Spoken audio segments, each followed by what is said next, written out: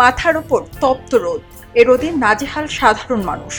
সড়কের এই তীব্র রোদে বেশিক্ষণ দাঁড়ানো যাচ্ছে না একই জায়গায়, অথচ ঘন্টার পর ঘন্টা রাস্তার মাঝে দায়িত্বে অনড় ট্রাফিক পুলিশ।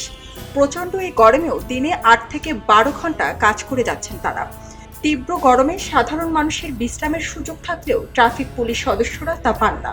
এ রোদে দিনে ৮ থেকে ১২ ঘন্টা তীব্র রোদ মাথায় নিয়ে দাঁড়িয়ে থাকায় বাড়ছে হিট স্ট্রোক থেকে শুরু করে নানান রোগের সংখ্যা। রোদ হোক, কিন্তু মানুষের যাতায়াত সুবিধা হচ্ছে, এজন্য আমরা গর্বিত বোধ করি যাতে মানুষের সুবিধা হয় যাতায়াতের মধ্যে, এটাই আর কি। এখান থেকে সাইডে যে একটা ছায়া যাবো সেটা হচ্ছে উপায় নাই, কারণ মানুষের জন্য আমাদের কাজ করতে হয়। খারাপ লাগলেও এটা মানিয়ে নিচ্ছি, কারণ আমরা দেশের জন্য কাজ করি, এটাই সর্বোচ্চ। সকাল ৮টা বাজার পরপরই রোদ্রের আর্দ্রতা বেড়ে যায়, তাপমাত্রা বেড়ে যায়।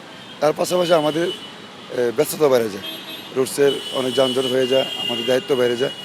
এর মধ্যে আমাদের জীবনযাত্রা চলবে। দুপুর থেকে জুস খেতে হয়, একটু ঠান্ডা পানি খাই, একটু রেস্ট নেই, এইভাবেই আমাদের জীবন চলছে। গরম থেকে বাঁচতে অন্যরা যখন একটু ছায়া খোঁজেন, তখনও সড়কের মাঝে দাঁড়িয়ে ট্রাফিক পুলিশ। অনবরত বাজছে গাড়ির হর্ন। দায়িত্ব পালনে একটু ছাড় দিলেই ঘটতে পারে বড় বিপদ। তাপপ্রবাহের মাঝে এত সময় ধরে দায়িত্ব পালন করতে গিয়ে অসুস্থ বোধ করছেন অনেকেই। সিনিয়র অফিসাররা আমাদের ডিএমপির পক্ষ থেকে আমাদেরকে স্যালাইন, গ্লুকোজ এগুলোর ব্যবস্থা করতেছে। আমরা আমাদের ফোর্স সহ আমরা যারা আছি তারা এটা নিয়মিত প্রয়োজন মতো গ্রহণ করছি। আর রৌদ্রের যেটা গরম, এটা আমরা সবাই ছাতা ব্যবহার করতেছি নিয়মিত। আর কষ্ট তো হচ্ছে, এটা তো আর বলার অবকাশ নেই।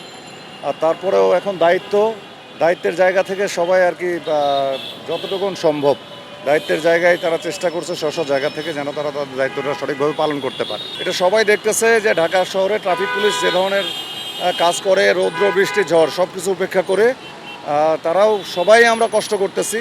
তবে আমরা এত প্রতিকূল অবস্থার পরেও আমরা রাস্তায় আছি, সরকারি দায়িত্ব পালন করতেছি। তবুও সড়কের নিরাপত্তায় তীব্র রোদ মাথায় নিয়ে ট্রাফিক সিগন্যাল কন্ট্রোল করছেন এসব পুলিশ। সারা জেরিন, খবরের কাগজ। এলো মুক্ত চিন্তার স্বাধীন দৈনিক খবরের কাগজ। এখন খবর হবে নিখাত, নির্ভীক, নিরপেক্ষ।